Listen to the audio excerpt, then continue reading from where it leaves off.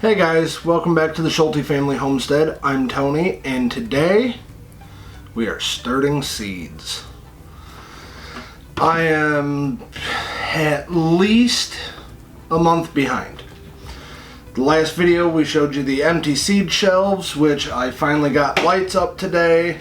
I don't know how well you can see them from that point of view, but we've got everything in front of me that we use to start seeds. I have seeds up here, my tray, soil, a bucket to mix it in, some water, labels, and a water to spray them down after we get it done. I used the Pro Mix organic mix. It's been my tried and true starter for the last 3 years. It's just been absolutely amazing, produces awesome plants to begin with, and there's no transplant shock. I can't say no, but there's very little transplant shock when using the Pro Mix versus some of the other mixes that I've bought, and it's expensive, but so worth it. I grew flowers for my mom last year in this mix, and she said they were the best flowers she's ever had. I mean, they were just marigolds, but they got huge, and she didn't do anything with them after she put them around her vegetable garden. So I'm pretty happy with the results, and I guess I could say I'm pretty proud of what we did. But what we're going to do is we're going to mix some of this Pro Mix up in the bucket and add some water, because this comes dry. So we got to get it moist and all that stuff to propagate the seeds. So we'll open her up. And I know I'm not in a very awesome environment to do this, but it's cold outside still. So I'm going to do it at my kitchen table, which is small. And what we got to work with. So some stuff I do might be just a little bit out of scene, but I'll show you the end results of everything.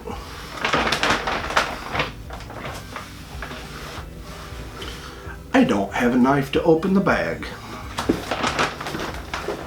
There, scissors.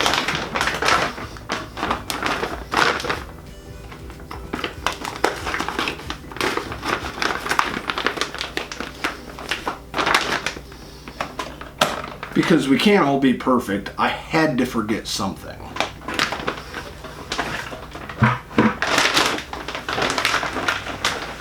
Now, when mixing the water in here, all we're going to do is just get it damp enough to make a clump, but not to where it's going to be wringing water out of it. So let's get to mixing.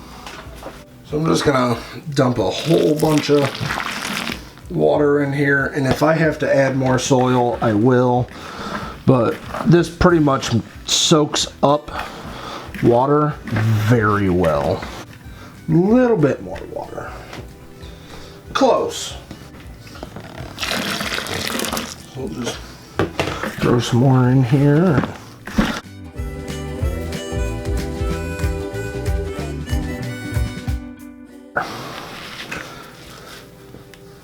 So it makes a nice good clump. A little bit of water coming out, but I'm thinking that's going to be just about perfect to get these seeds in.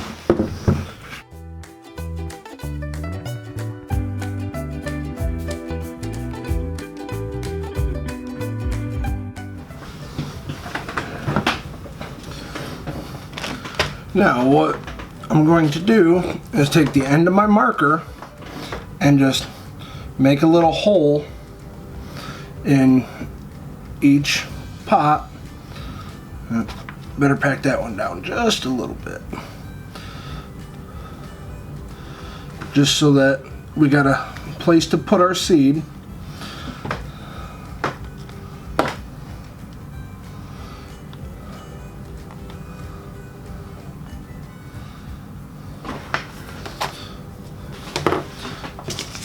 And then this year we're going growing the Craig's Grande jalapenos. So I'll pop 6 seeds out of here. Maybe. Can't seem to get them out open. There. And of course I got big hands and can't put all the, just get a couple of seeds out. But I'm going to put 2 seeds in each hole because these are actually last year's seeds, so I want to make sure we're going to germinate.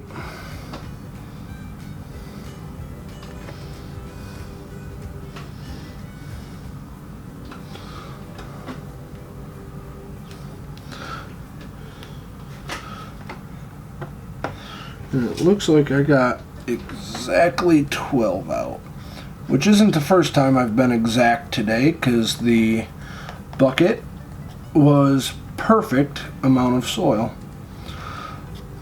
But we're just going to lightly cover these up just a little bit and then write us a tag saying that row is jalapenos.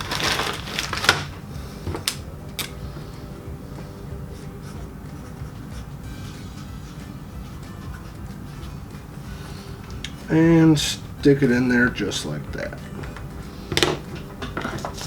And then green pepper.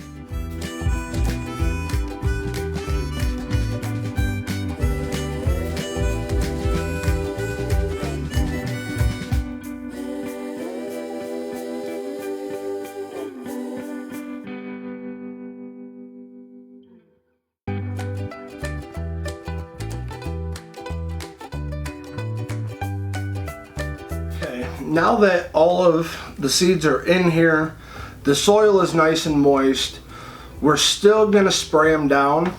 And I actually have, it's a pump sprayer.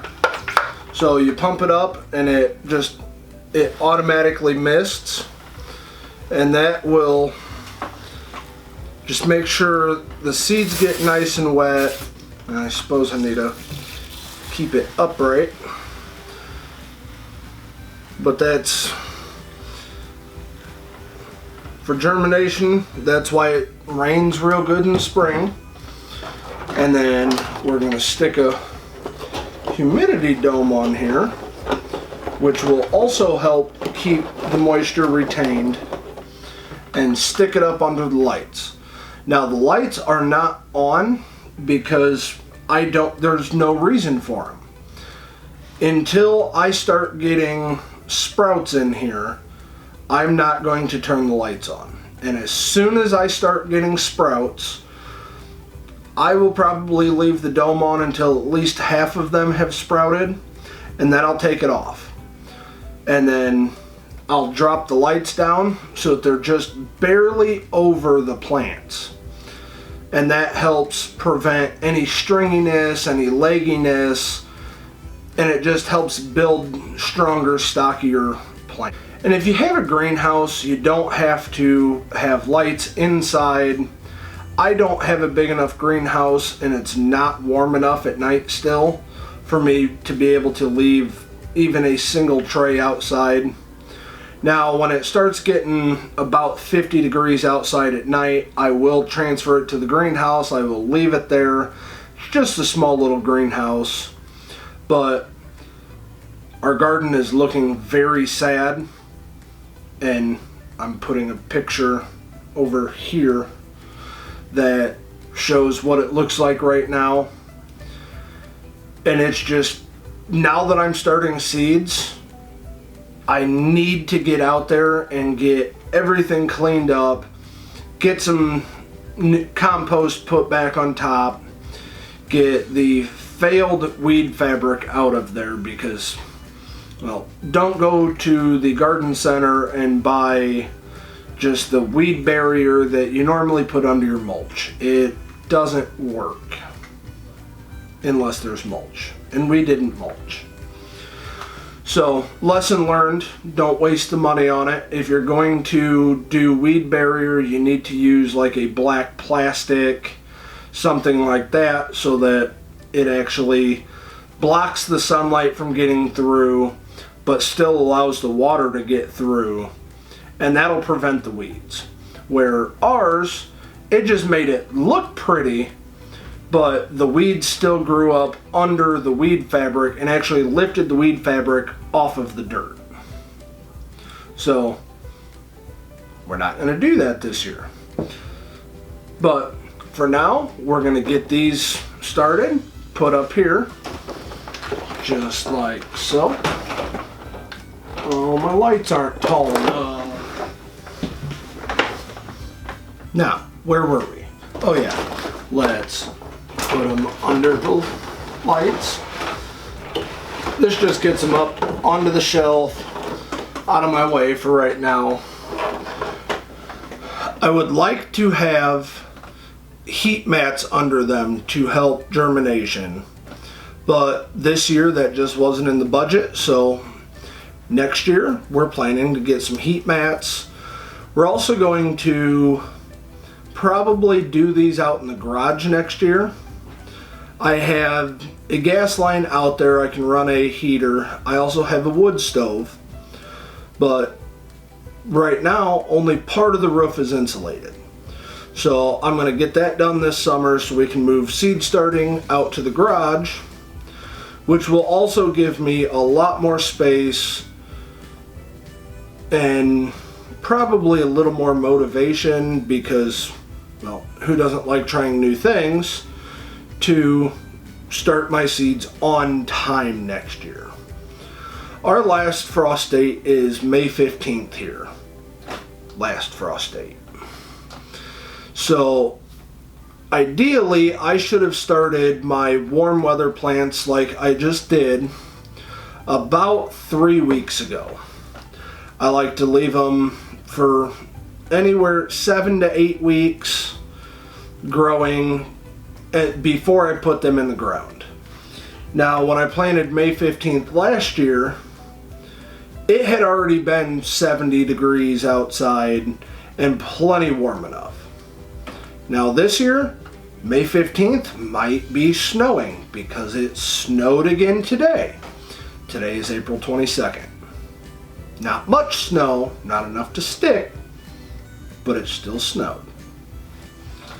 So we'll keep you up to date on the seedlings and how many sprouted and how we set the lights up after they have sprouted, and hopefully on the garden progress, taking it from what I showed you it is earlier to what it will be ready to plant.